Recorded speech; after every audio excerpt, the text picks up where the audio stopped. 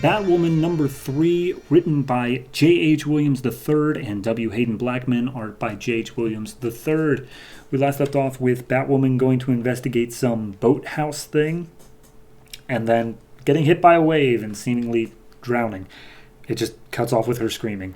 This issue, apparently it was La Llorona, but could have fooled me with the last issue. She's pulled down under, and the Weeping Lady's like, oh, you have so much pain and so many scars. Let me just take it all away for you. Just give in. Just float away. We all float down here. And she has like this mental thing where she's out of her Batwoman costume, and then she regresses into a child, and then she turns into her sister, and then her sister starts to drown, but it's actually her. And then the Batwoman signal appears on her chest, and then she wakes up and starts fighting the water. Like, she punches through La Llorona's face, which is just water, and then swims up to the top, gasps for air, and collapses on the beach. And then that sequence is over. As she's laying there on the beach, there's a boat, and Cameron Chase is on it, and she's like, whoa, hey, Batwoman, hold it. Right there, you're wanted for questioning for a terrorist attack, and Batwoman's still catching her breath. She's like, what are you talking about?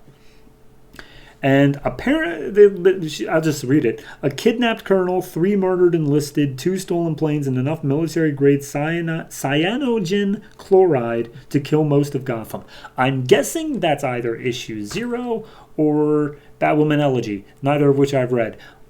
So I'm just going to bypass that whole thing, but let's just say that she says it was all somehow covered up. Who's got the pull to do that? And as she's going for Batwoman's mask, Batwoman, gets up, throws a few punches, and gets out of the way. One of the agents starts shooting at Batwoman, but Chase tells him, stop, we can't question a corpse.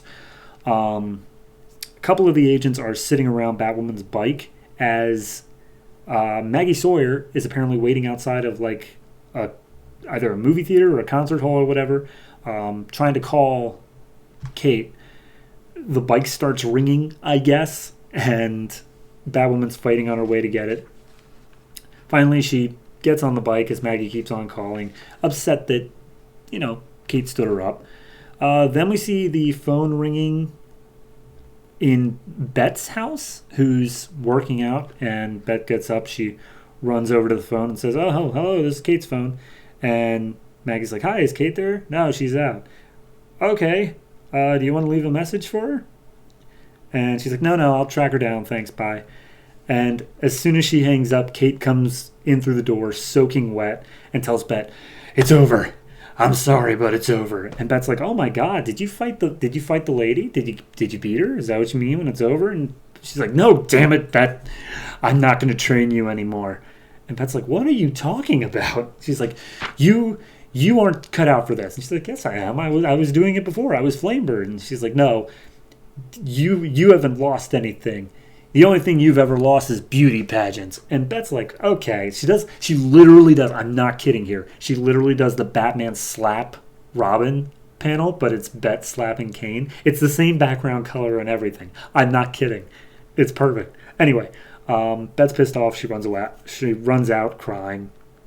And Kate's like, I shouldn't have done that. Cut to Colonel Kane. He's swimming in some army pool or something like that. And Cameron comes up and is like, look, my Vicodin's starting to wear off from the beating that Batwoman put on me, so I'm going to need you to answer my questions quick. And Colonel's like, well, unless you got a general, I can pretty much I don't have to answer anything. I could say whatever, sir, national security. And she says like, oh, well, when you were kidnapped a few months ago, again, I'm guessing Elegy, you were saved by Batwoman, correct? And he's like, I don't know, sounds like national security to me. So Cameron cuts to the chase and is like, are you proud of your daughter? Because all she does, according to our sources, is party and live life to the fullest up on the rooftop while, after she flunked out of military school. And Colonel's like, yeah, maybe I don't have a lot to be proud of her right now, but, I'm proud of what she could become. So, bye. Also, she makes a dig of Cameron of like, yeah, would your father be proud of you asking questions like that? Cameron calls up the director and is like, all right, he's not going to give up anything. Where do you want to go? And Bones is like, go ahead and check out the sidekick. she's probably going to know something. And then we get this sequence where Kate is getting out of her Batwoman outfit while Bet is getting into her Flamebird outfit. And Maggie shows up at Kate's apartment as she's in her PJs, just completely destroyed by the day as a whole, and starts like unloading at Maggie, or unloading at Kate, and Kate's just like, look, the girl you heard on the phone was my cousin, and I can't today. And she just starts breaking down, crying in Maggie's arms as the two on the last page here share a kiss, and we see La Llorona looking over another child, and we see Flamebird on a gargoyle overlooking the city. And that, 3 storylines all converging into one. I like this issue. I do. My only real critique of it is the fact of the opening. Like, that whole bit with her drowning. It feels so tacked on. Like I supposedly it's supposed to be like the impetus for her stopping Bet's training, but like, I don't know. Maybe it would hit harder if I knew anything about her sister's backstory, because it is very important, clearly, but I don't know it.